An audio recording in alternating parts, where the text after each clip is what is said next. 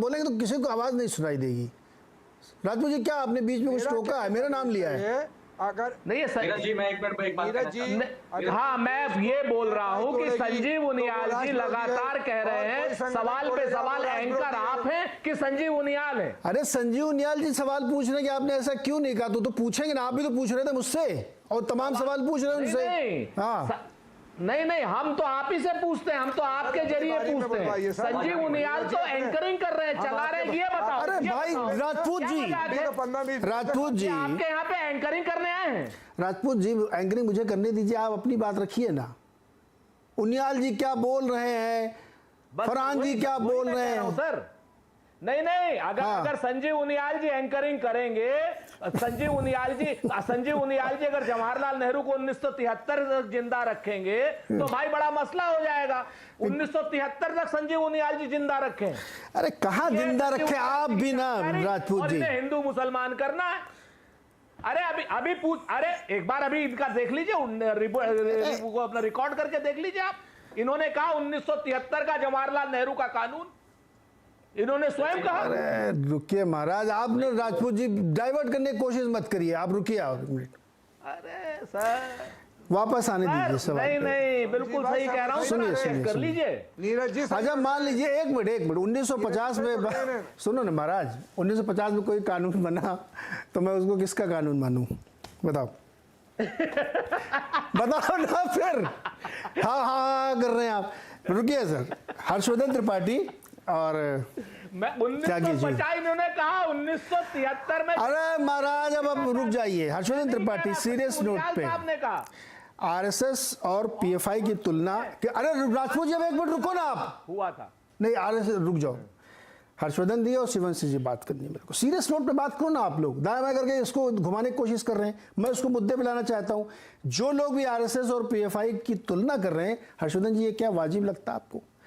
एक संगठन के खिलाफ देश विरोधी इतने सबूत हैं, पूरी फहरिस्त खड़ी हुई है, और उसको कंपेयर कर रहे हैं। लालू यादव जी को देखिए, समाजवादी पार्टी के जमई साहब को देखिए, शो में आने के लिए टाइम नहीं है लेकिन बाइट देने के लिए टाइम है उनके पास। बताइए हर्षवर्धन जी।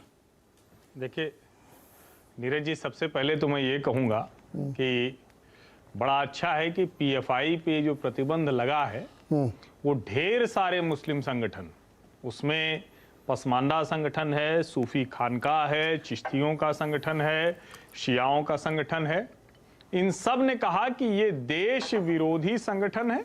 और इतना ही नहीं कहा, उससे थोड़ा आगे जाकर कहा है कि ऐसी विचारधारा वाले हर संगठन, क्योंकि ये कट्टर है, ये देश के खिलाफ है। राष्ट्रीय स्वयंसेवक संघ के लिए राजनीतिक विरोधियों को छोड़ दें तो कोई ऐसा बयान, कोई ऐसा प्रमाण आज की तारीख तक नहीं है, और इस देश में सरकारें कांग्रेस की या दूसरे दलों की रही। अब अक्सर होता है कि जब कोई आतंकवादी पकड़ा जाता है या कोई कार्रवाई होती है तो लोग कह देते हैं कि अगर उसमें मुसलमान पकड़ा गया तो हिंदू क्यों नहीं पकड़े जा रहे हैं। अरे भाई, ये ऐसे थोड़ी ना होगा कि मंकी बैलेंसिंग करनी है कि कहीं कोई पकड़ा गया तो दूसरे को भी पकड़ो। कल को कोई भ्रष्टाचारी निकलेगा तो कहेंगे कि जो भ्रष्टाचार नहीं कर रहा है उसको भी आप बंद कर दीजिए। इस तरह से तो नहीं हो सकता है ना।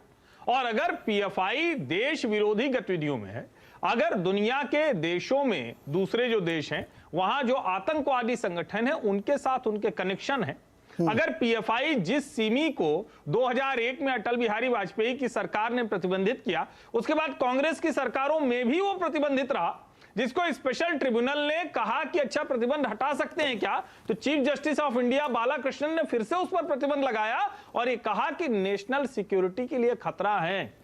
तो राष्ट्रीय सुरक्षा के मुद्दे पर ये जवाबी कव्वाली करेंगे ये लोग कि अरे देखो इसको एक संगठन है तो दूसरा कोई और बंद कर दो। अगर कहीं कोई 4 आतंकी पकड़े जाते हैं और अगर वो मुसलमान निकलते हैं तो क्या उसके लिए कोई निर्दोष मुसलमान भी पकड़ेंगे क्या, या कोई हिंदू पकड़ेंगे क्या? महसा अमीनी की हत्या कर दी वो कट्टर इस्लामिक ताकतों ने किए। अब इसका मतलब क्या हुआ? क्या जो सामान्य मुसलमान है उसको भी आप दोषी ठहराएंगे क्या?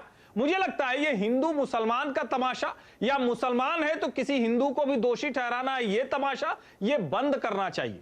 और राष्ट्रीय सुरक्षा के मसलों पर, और मुझे तो बड़ा विचित्र लग रहा है जब राजनीतिक दलों के लोग वो अलग अलग स्वर में बोलते हैं, कौन सी क्या सिंपैथी हासिल करनी उन्हें, कौन सा वोट बैंक क्रिएट करना है। और इस देश में अगर वो वोट बैंक क्रिएट होगा तो इस देश को कमजोर करने की बुनियाद पर ही तो होगा।